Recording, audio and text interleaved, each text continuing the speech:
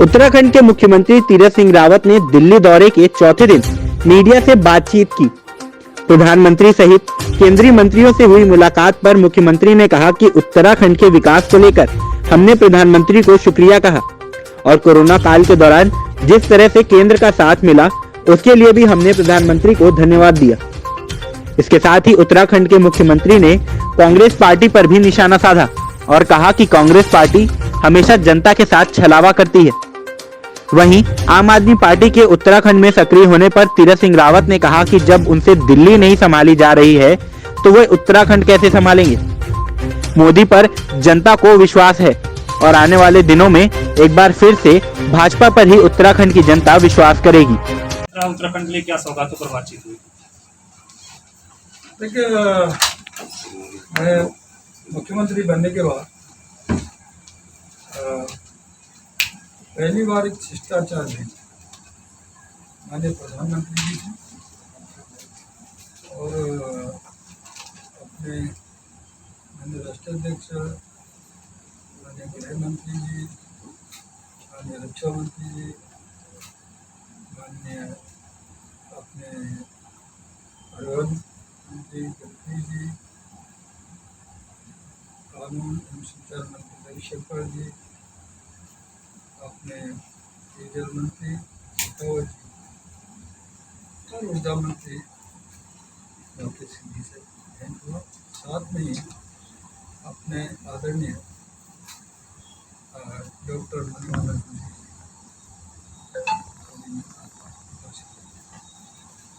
ऐसे और भी लोगों से मेरी भेंट हुई। NSC डोवाल जी हैं,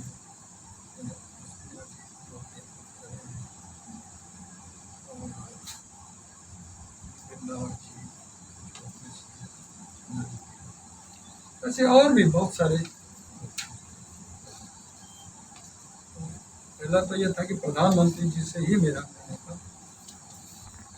और फिर गृह मंत्री सबसे शिष्टाचार भेंट और साथ में ही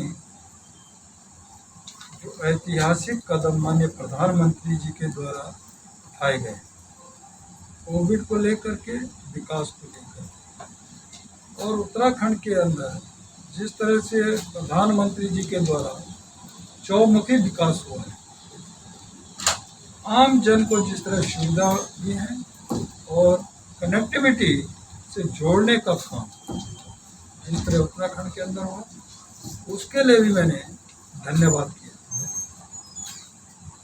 और मैं कह सकता हूँ कि कोविड में भी हमने भारत सरकार की तरफ से समय समय पर जो कहा वो हमको हर प्रकार से सुविधा मिलती है, उसका भी धन्यवाद जताए। और उसके कारण मैं कह सकता हूँ कि आज उत्तराखंड के अंदर आज रिकवरी रेट 92% है और पॉजिटिव रेट भी बहुत कम, नगण्य। आज की डेट में पूरे प्रदेश के अंदर 300 के लगभग। तो हम लोगों ने बहुत जल्दी इस पे इजाद पाया और ऑक्सीजन प्लांट जहां पहले डिस्ट्रिक्ट हॉस्पिटलों में नहीं होते थे, बहुत कम होते थे, आज हमने उत्तराखंड के अंदर पूरे जिला हॉस्पिटलों में ऑक्सीजन प्लांट ये, साथ में हम नीचे ग्रामीण एरिया में भी CSC तक पहुंचे हैं। और इन 1.5 महीने के अंदर जब से मैं आया, ICU bed, oxygen bed, ventilator 9 गुना 10 गुना हमने बढ़ाया। ये अपने आप में एक बहुत बड़ा कदम। और जो आने वाला तीसरा वेव की बात करते हैं, उसके लिए हमारी पूरी तैयारी नीचे तक है, ये हमने किया। 500 बेड का DRDO की ओर से भारत सरकार को हमको हॉस्पिटल मिला, उसका भी मैंने स्वागत किया, धन्यवाद किया है प्रधानमंत्री जी को, रक्षा मंत्री जी को। धन्यवाद दिया और उसके कारण हमको बहुत काफ़ी हमें लाभ मिला। यदि मैं कहूँ कि जो रेलवे कनेक्टिविटी आज़ाद भारत में पहली बार पहाड़ में ट्रेन चढ़ना और वो भी ऋषिकेश से लेकर के योग नगरी से आगे कर्णप्रयाग तक जो तेजी से काम जिसमें हो रहा प्रधानमंत्री जी के पास ड्रीम प्रोजेक्ट उनका है चारधाम सारा। और उसके लिए मैंने प्रधानमंत्री जी को मैंने निवेदन किया है, विनती की है। जो केदारनाथ का है जो वहाँ काम हुआ है तो उस कामों का बद्रीनाथ जी का बड़ा विस्तार और जिसमें 300 करोड़ के लगभग हमको मिला उसका विस्तार होने जा रहा है और 500 के लगभग उसके जो है सेकेंड फेज में और आगे वो भी मैंने उनका आभार जताया और मैंने उनको आमंत्रित भी किया है प्रधानमंत्री जी को। ऐसा एक इस बीच सभी से रहा है और लोगों को भी जिस तरह व्यक्ति से तो वो भी बहुत बड़ा विस्तार तेजी से काम नेशनल हाईवे यही नहीं तो कई NHO की बात की है उन्हें विस्तार देने के बजट ऐसे विभिन्न प्रकार के सारी योजनाएं कई जगह हमारे गृहमंत्री जी को सारा काम तो दिया है और साथ ही आपका NDRF आपदा जो अब आने वाली बरसात है और अभी से बादलों का ठंडा ये सब चीज़ें वहाँ आए दिन होता है तो उसके लिए भी मैंने गृह मंत्रालय से गृहमंत्री द्वारा तत्काल हमको NDRF ये सब जिस तेजी के साथ में उसको मैंने धन्यवाद किया है। और यही नहीं तो पिछले दिनों जंगल भी जले वो भी एक हमारे सामने चुनौती थी और उस जब जंगल जल रहे थे एक तरफ कोविड था तो मैंने माननीय गृह मंत्री जी को जैसे संज्ञान में लाया तो तत्काल उसमें घंटों भी देरी नहीं हुई माननीय गृह मंत्री जी ने तत्काल हमको और चौपर दिए और एक हमने गढ़वाल टेरी एरिया में एक हमने कुमाऊं अपना कौवानी नैनीताल ऐसे उन पे हमने आग पे काबू पाया। तो ऐसे विभिन्न प्रकार की जो योजनाएं भारत सरकार के द्वारा और उनका बातचीत तो सीमावर्ती क्षेत्र को लेकर कोई बातचीत हुई है जिस तरीके से उधर पलायन चल रहा है? निश्चित सीमावर्ती क्षेत्र से भी बात की है, इनर लाइन की बात की है और सेवा की वहाँ का पर्यटन वहाँ के जो गाँव है इधर नवाबरी है तो ये भी रहा इसी तो विषय है और इसका हर प्रकार के सहयोग देने वाली बात है। लेकिन साथ ही मैं ये कहना चाहूँगा कि आदरणीय प्रधानमंत्री जी के द्वारा मैंने कहा कि जिस तरह हमने निजात पाया काबू पाया है तो कोरोना पे उन्होंने जिस तरह वैक्सीन भी हमको समय समय पर उपलब्ध कराना स्वास्थ्य मंत्री जी से भी मैंने हर्षवर्धन जी से भी हमारा मिलना हुआ और अभी कल ही के उसमें 18 से ऊपर आयु वालों को फ्री वैक्सीन ये ऐतिहासिक कदम माननीय प्रधानमंत्री जी का है। साथ ही खाद्यान्न नवंबर तक देना ये भी एक ऐतिहासिक कदम है और उसके लिए भी माननीय प्रधानमंत्री जी का हम लोग धन्यवाद करते हैं। तो ये सारा इस यात्रा के उसमें मेरा रहा और एक अच्छा मैं इसको कह सकता हूँ कि एक सफल रही है। मुझसे जो कई चीज़ें वहाँ के बारे में जो जानकारी ली मैंने प्रधानमंत्री जी ने अपने राष्ट्रीय अध्यक्ष जी से भी संगठनात्मक बातें उन्होंने नीचे तक दूर तक की बात से किया तो आगे आने वाले समय की भी बात की चिंता की तो वो सब विषय रहे हैं, इन विषयों पे हम आगे बढ़े हैं और इन विषयों को लेकर हम आगे बढ़ेंगे। और ये रहेगा निश्चित है, आने वाला तो 22 का करेंगे तो उस और हमारी तैयारियाँ। केंद्र से क्या वैक्सीन के लिए भी कोई बातचीत हुई, क्योंकि उत्तराखंड के कई इलाकों में 18 से 44 साल के लोगों को वैक्सीन नहीं मिल पा रही है? निश्चित मैंने कहा ना कि मैंने प्रधानमंत्री जी ने जो कदम उठाया है 18 से ऊपर के नौजवानों के लिए फ्री वैक्सीन अपने आप ऐतिहासिक है। और मैं ये कह सकता हूँ कि उत्तराखंड के अंदर भी समय समय पर हमको वैक्सीन मिल रहा है और जारी है। जो 45 आयु से ऊपर वालों को जो वैक्सीन लग रहा है आज भी जारी हमारे यहाँ। ऐसे 62% हम लोग लगा चुके हैं और अभी जो जारी है नौजवानों को भी लगाना जारी किया है।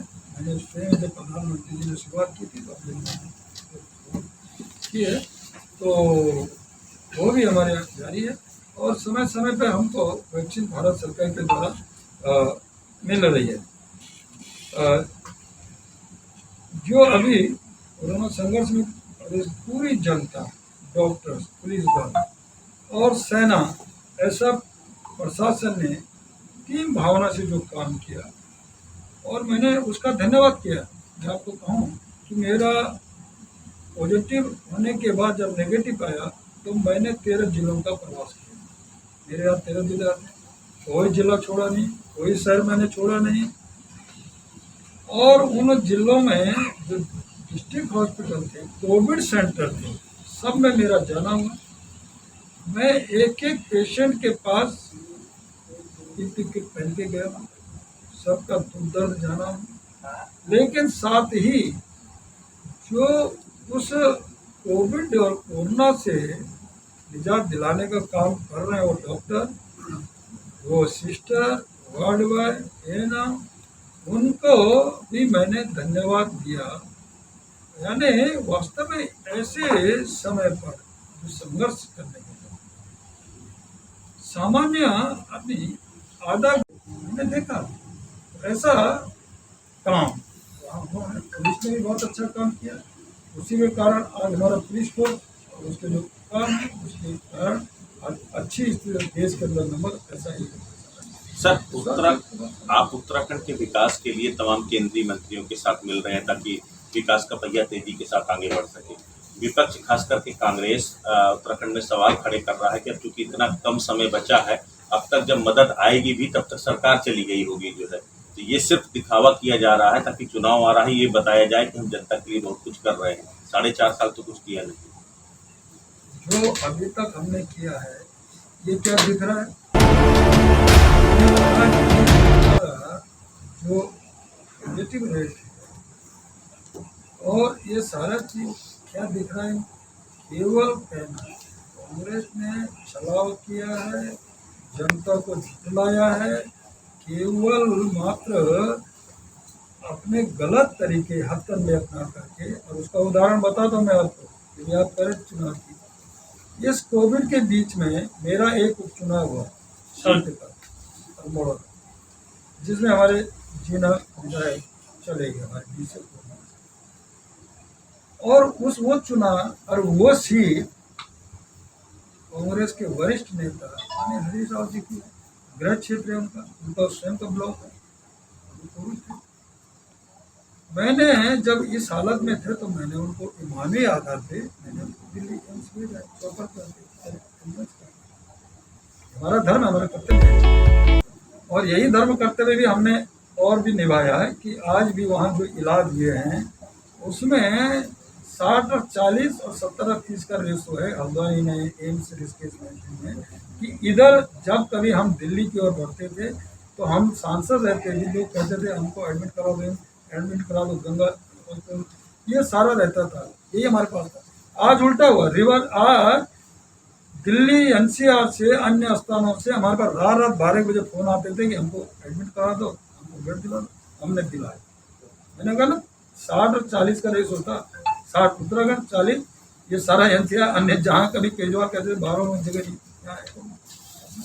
हमने मानव धर्म आगे किसी भी कोने का जाए उसको हम पूरी तरह सुविधा देंगे, इलाज कराएंगे, ये हमारा धर्म कर्तव्य निभा है, हमने वो किया।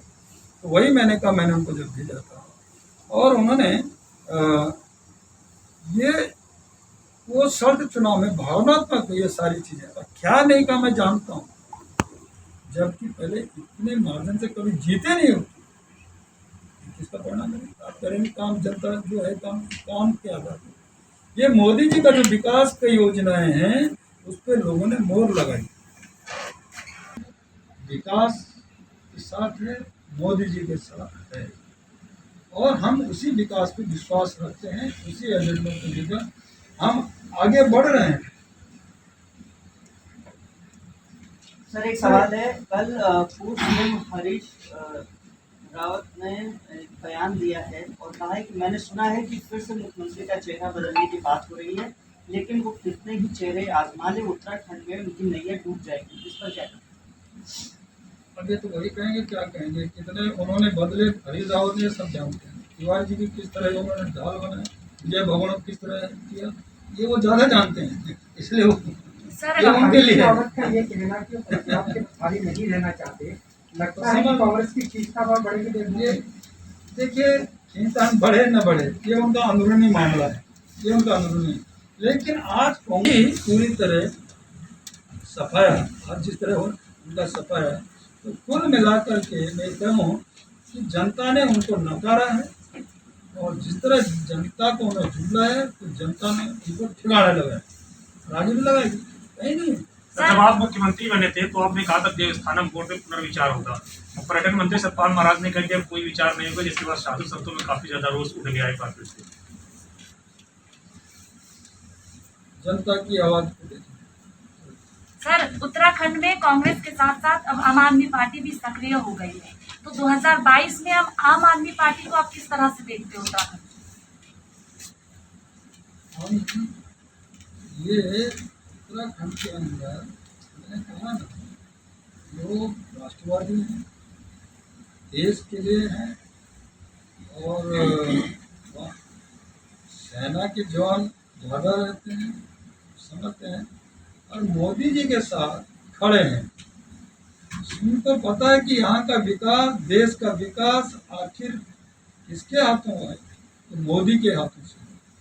मोदी जी देश को आगे ले जाने वाले हैं, आगे बढ़ाने वाले हैं, सबके नौजवान से लेकर अन्य को सबको। तो ये तो मोदी जी के साथ लोग खड़े हैं, विकास के साथ लोग खड़े हैं। इसलिए मैंने कहा ना कि हमने कोविड के समय जो जहाँ से आया उसकी सेवा की, उसको स्वस्थ कराया। यहाँ पिछला जो कोविड था लॉकडाउन समय, तब वहाँ थे जो आप वहाँ की पार्टी वालों के हाथ खड़े कर दिए थे, हमारा बस का नहीं है। माननीय गृह मंत्री जी अमित शाह जी यदि नहीं उतरते मैदान में तो न जाने क्या हो जाता, क्या हालत थी, संभाल नहीं पाए दिल्ली को। ये यदि संभाला तो भारत सरकार ने संभाला, माननीय गृह मंत्री जी बाहर निकल के आए, उन्होंने संभाला है, स्वास्थ्य मंत्री हर्षवर्धन साहब ने कहा, ये नहीं तो इन्होंने तो हाथ खड़े कर दिए थे। और फिर क्या कहा, जो कहना नहीं चाहिए, एक देश की राजधानी है, तो क्या कहा, बाहर वालों के लिए कोई इलाज नहीं, कोई हॉस्पिटल नहीं। क्या यही मानवता है? यही मुख्यमंत्री का क्या धर्म है? क्या पूछना चाहता है? इसलिए सब लोग जानते हैं, कुछ देर के लिए भले यहाँ जैसा भी किया होगा, ये सब समझते जानते हैं कि ये नहीं चलता है, जनता जागरूक। पूर्व मुख्यमंत्री चलिए, नमस्कार, सर, एक धन्यवाद।